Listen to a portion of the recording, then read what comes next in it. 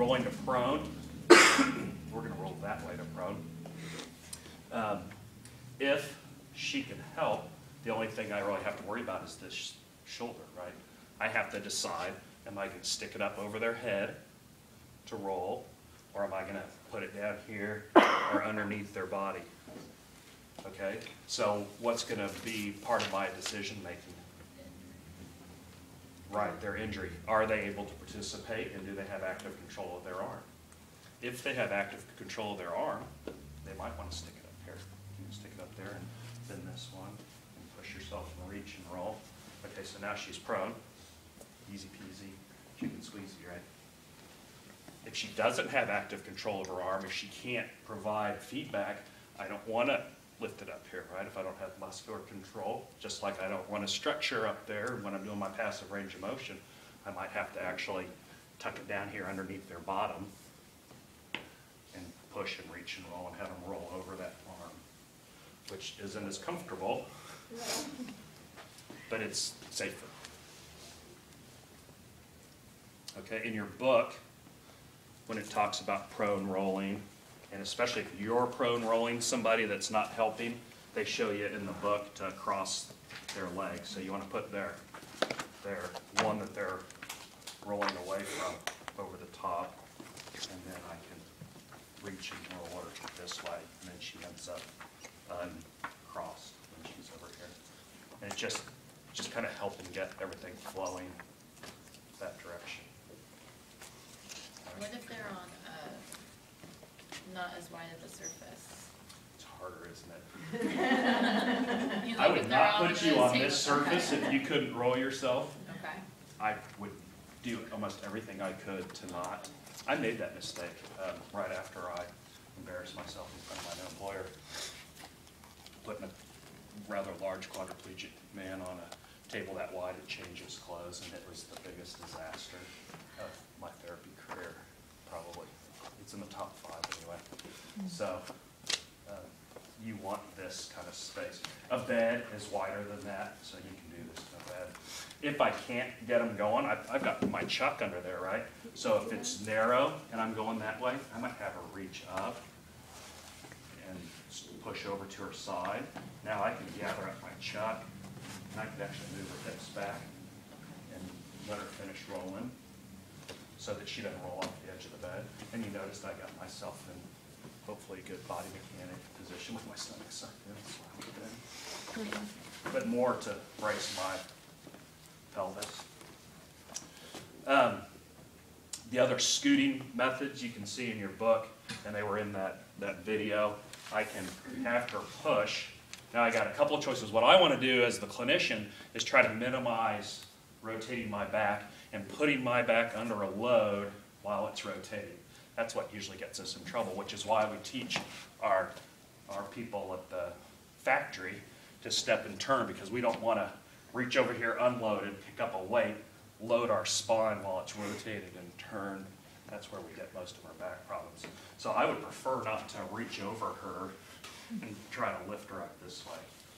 99 times out of 100, if it's going to take 2 people, I want a second person on that side so that we can do this number instead of me rotating. I think in lecture we talked about putting the bed in Trendelenburg. So if the head of the bed is where Mitzi is, if I put the in, I keep it completely flat and just tilt it in a diagonal like this. That will help me slide her up, or she might even be able to have the strength to push herself up, or now she can grab the bed rails and push with her legs.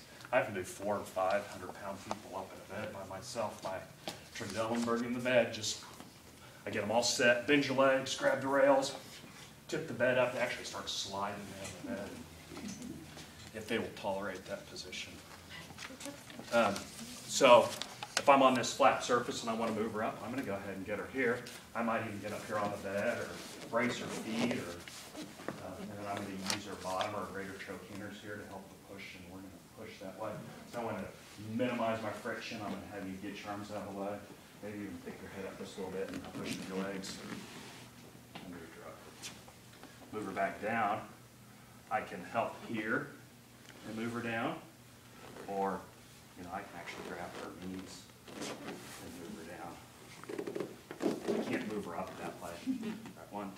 push. And just relax. I can actually just, your knee's a little more stable. Why are you moving them up and down all the time? Well, if I got you into bed and you're all, where's the crease in the bed? The crease in the bed's here, and I got you at the foot of the bed. People have a tendency to kind of slide down in their bed, so their feet are actually, I'll walk into a room sometimes, and here's the foot of the bed, and here's the patient laying in bed with their feet all jammed up against the footboard. They've just slid themselves down, because what's the position everybody wants to be in the hospital bed? 45 degrees. And so they just kind of moved down in the bed. Or I transferred you out of your wheelchair. If I didn't land your bottom exactly where I wanted it, or you go in the middle of my transfer, now I'm got you laid across the, I've had more than one transfer where it's been wheelchair to bed, oh, and then they're spread eagle across the bed sideways. And I'm happy because no one's on the ground and no one's bleeding, right? That's my first question after someone comes and tells me they blew a transfer. I was like, is anybody on the ground? No. Is anybody bleeding? No. All right. We can survive this. But frequently you're going to have to help people get themselves up in bed. Or you chose to be, you know, I'm here in my bed mobility, and I just want to do something in therapy that, you know, it'd be awesome if we had her head closer to the edge of the bed so I could do my cervical clearing, or I need her further down this way to stretch a shoulder. So I'm forever wanting to move people all around. So you will do it often? You will. I've got her right here on the edge of the bed now, and I want her to roll towards me. What's she going to do? She's going to roll off the edge of the bed. So I need to get her that way. So in the book, the first time they do it in 3 sections. And this is a lousy place to try to do it on this mat, but I don't want to hurt my back. So I'm going to get down here, support her neck, support her arm, move her head over, get down here, move her hips over, move the legs over, or I can move her legs. Move her head, and then worry about her hips. So now I've got her where she can be there and roll over. Some people that are a little bit more mobile can actually, you can hook line them. All right, we're in hook line. So now I want you to start to lift your bottom up in the air. And we're just going to kind of lift it up and move it that way. And then we can get down here and help her with the top half.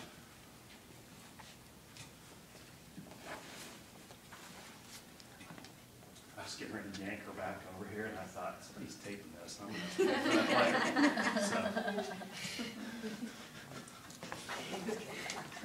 I'm going to move her back over here. All right. So we've scooted up, we scooted down, we rolled, we scooted up, patient assisting, we scooted up and down independently, dependently.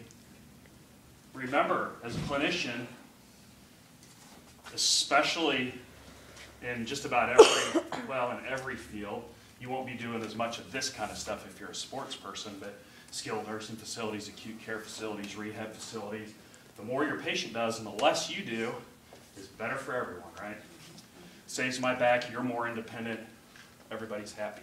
So the more I can get her to do and the less I do, I'm the better therapist and I work less hard and I'm getting paid money to watch you do things, which is the way I like to do things, right? Randy, are there any conditions where you wouldn't want to move them laterally because it gets their spine out of alignment?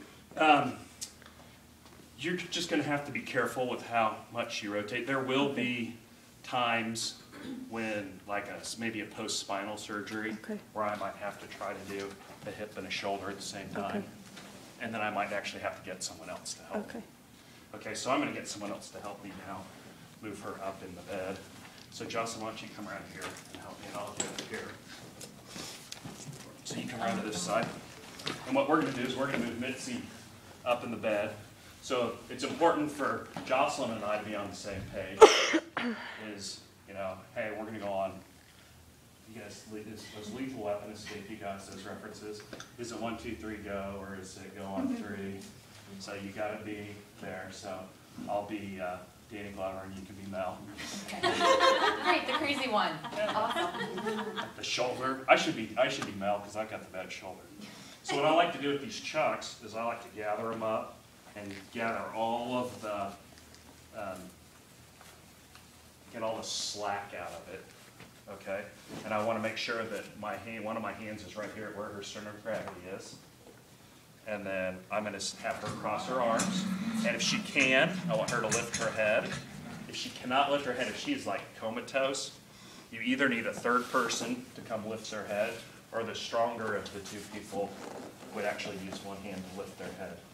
So you go ahead and two hands. Well, I'm really thinking about my body mechanics Yeah, now you too. got to and squat, like, lay down, and get your Yeah. legs apart, like I was, yeah. Yeah, okay. Good. And we're going to scoot up, and we're going to go on 3. Okay. Okay. So 1, 2, 3. All right, so that's easy. Neither of us rotated our backs. We can go back down.